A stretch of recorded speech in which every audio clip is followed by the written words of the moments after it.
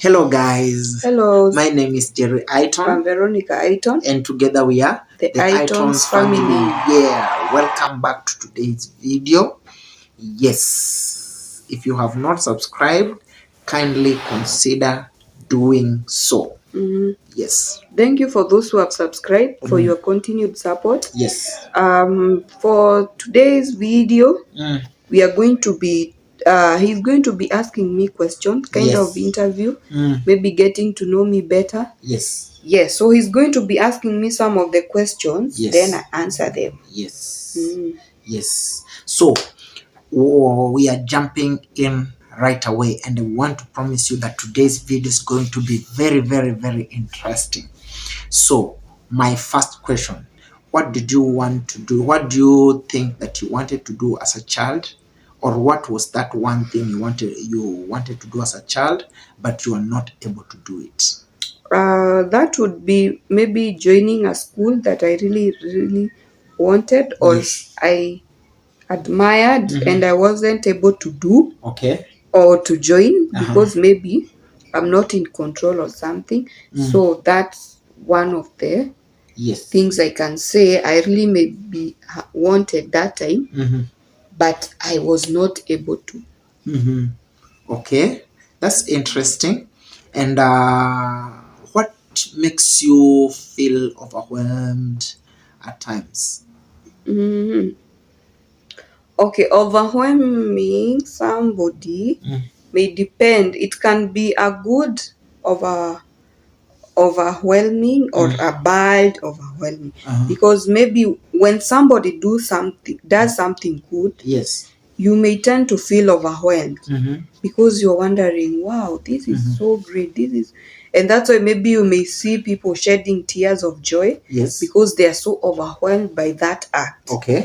Also, you can be overwhelmed by a lot of other things, maybe stress, you feel overwhelmed, maybe job, if you're working, you feel overwhelmed by the job, maybe house chores, taking care of babies. So it depends. Yes. So for you, what makes you overwhelmed? Based on what? On whatever it is, that what good or the that bad makes you feel more overwhelmed. Me, what makes me feel overwhelmed, it's when somebody genuinely does something, that act of kindness to me, it really overwhelms my heart. Also, maybe when I overwork, I feel so overwhelmed, tired, nini. So those two things. Okay. So when you work very hard, sometimes it's overwhelming. And when you have a lot of things you want to do. Okay. So what is that one memory do you carry from our dates? From our dates? Yes. Since we got married or since we started dating? No, when we were dating, like when we were before dating, we got married. Yes. One what? That one memory. The memory that really stood out. The one that we went to Scenic, that conversation, that talk really stood out throughout that time. We had a good time, we had a good conversation. We got to know each other. Yeah, so I that's one memory that I carried along. Yes. Of course, there are so many others. Yes. Okay. So we really need also to go back there. Okay. What do you think if I do, it shows that I'm respecting you, or I have respected you? One thing that when you do makes you feel respected. So one thing you do, telling me things honestly, speaks a lot to me. It shows that you respect me, you respect my feelings, you respect who I am in your life.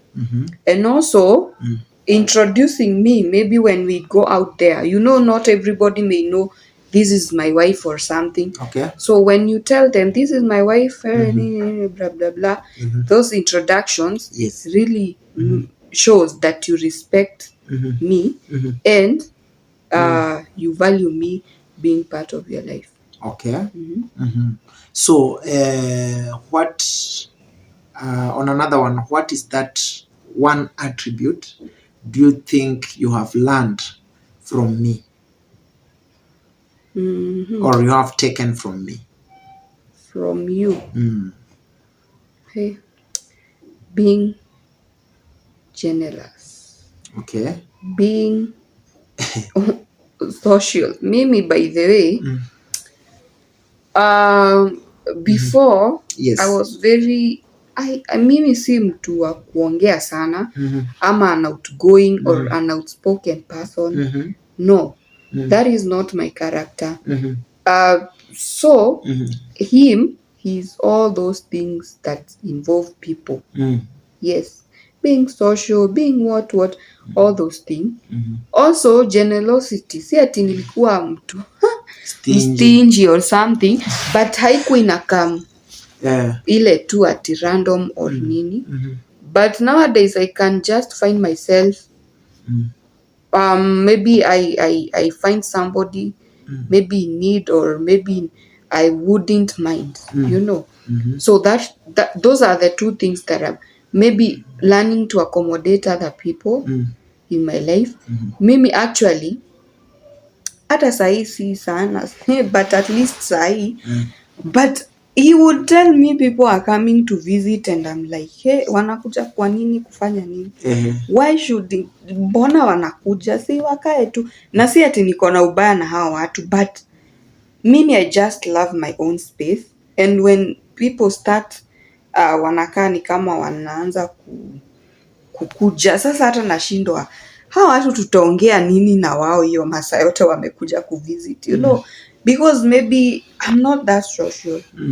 Na maybe nikijua watakuja, he'd rather be there to talk with them all through. Okay. Yeah, so those are but at least saizi I'm learning to adjust with things, but not hata kama sijakuwa sana, but I'm better off than those days. That's good. Do you have any phobias?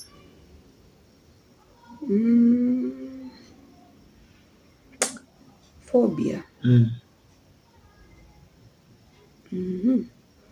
Like fear. Sasa what? Za life ama za anything? Just phobias, whatever it is. Of course, sometimes unajua ile uncertainty of something can become a phobia because you don't know what to expect. Maybe I'm trying to chase something, but you don't know what is going to happen. Yani those uncertainties, situation that you find yourself in can really become a phobia when maybe you are not able to solve them. Yeah, I can say those, like when you're not certain about something. Yes. So you have phobia with uncertainties when you don't know what to expect. Yes, so you don't know how things are going to turn out. I guess so during COVID season or time, you had a lot of phobia. Of course, because you don't know that hiyo time.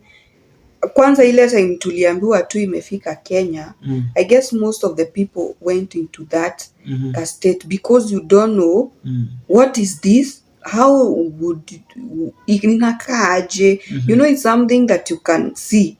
You're just being told don't shake hands, don't do this, don't. So unashindwa pesa, you will handle it. Who has touched this money?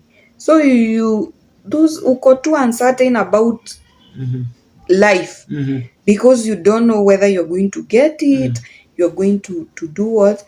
Alafu that time you are expectant, you don't know what COVID imekuja imehit, ndio imechacha, mnaambiwa sijui mvae mask, sijui wenye wako expectant ndio wako at risk na old people, so unashindwa sasa. It's not just me. I am carrying somebody little life that can depend on me. What if I get it, So those early months of COVID, Yes. the uncertainty, it really made me become phobic because I don't know what to expect. Ah, that's it. So far from the phobias, how would you like to be kissed? Sipendi, me by the way, sipendi Mambio. I just love like when somebody is handling me na take time. You take your time. Si ile kuwa so rough every time. Uko tu na Mambio, mara uko na mama temini. I really hate that. Mara uko na mama temini. Unashangaa mtu ni mimi anapea mate yake ama. So those slowly take your time and also let your mouth be accommodating. Isikuwe na bad breath, isikuwe unaniumauma, unafanya nini meno. Those things that you hear people saying. Those ones you don't want them. Yes, those ones I don't want them. That's it. So for yours, it's a deep kiss. Is it a French kiss? Or a peg. A peg. Of course, when you're married, always should be a deep kiss, because it's not like you are unaiba to kiss. You have already been permitted or something. Yes, but also kuna hizo siku za to peck, maybe in public, ama maybe when muko in a meeting, ama muko wapi mnaenda mnapatana. So those are allowed out there. But maybe mkiwa kwa nyumba mkifanya mambo zenyu, I don't expect atika peck. You want everything. Of course, it's everything minus nothing. I love that one. Good. How is your ideal day like? How is your ideal day like? My ideal day. Like my ideal day, like how is it? How do you want it to start and end? I would want it to start, of course, asubuhi ikuwe peaceful. Mimi by the way ni wale watu nikiamka sipendi mtu ananikoroga akili. Unaona ile hata shule nilikuwa na shida na hao watu wanamkanga noise, sijui ameangusha, sijui. I really hate that. I want first of all to wake up. Let me first of all gather my energy. Si ukuja kuanza kuniongelesha, una make noise, unasikianga unani disorient. But I really want my morning, first of all, those few minutes nikiamka, allow me to meditate, allow me to re-energize, and allow me to focus first of all in myself. Yeah, it's very important. So I want a peaceful morning. I want my day also to be, as much as sometimes it can be so occupied with a lot of things, and because it's life anyway, you have to, maybe saa zingine unajipata you are so busy, saa zingine you're not so busy, you have a lot of time you can spare. But those busy days, I also want, after I have faced all those nini uko nje, I come home and I have the peace of mind. Because being a lady, sometimes it's hard, because maybe asubuhi ndio wewe uliamka, watoto ndio hawa wana make noise, wamefanya nini, umeenda nje, noise, crazy stuffs happening out there, umerudi ndio hao. So but of course unapatanga tu grace and wisdom to handle all those things. But my ideal day, it's when I wake up, first of all, morning, have that peaceful morning. In the day, nisishinde mtu asishinde akini overstep. Then whatever I had planned to do that day, I accomplish it. It really feels good when umeplan something and it has happened like the way you had planned. You have done everything that you wanted to do. By the time you are getting back home, you feel you have accomplished something. So that's my ideal day. Now of course ukikuja unapata ile amani, you take a good maybe hot coffee or something, take a good bath, eat good food, then you rest. Yes. Okay. Have you ever had a worst job? A worst job? Yes. Where somebody wants you to work, but they don't want to consider the state you are in, or they don't want to give you that benefit of doubt even to see your work first. Maybe when you make the mistake the first day, they basically judge on that, like you're going to be doing that mistake the whole of the entire time you'll be in that job. Okay. And to another one. I think we are almost done. Have you ever wanted to be famous? To be famous? It depends. I don't want to be famous because of bad things. Because you can be famous because of the bad things you're doing. But if I become famous for the good things, I change lives, I offer solutions, I don't mind.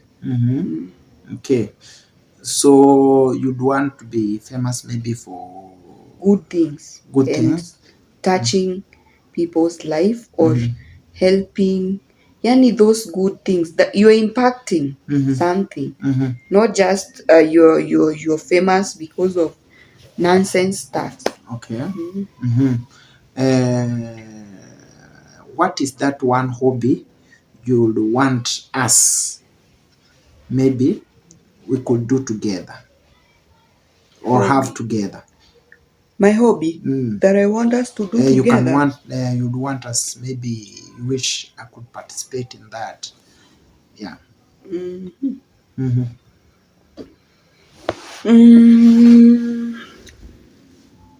Maybe hiking.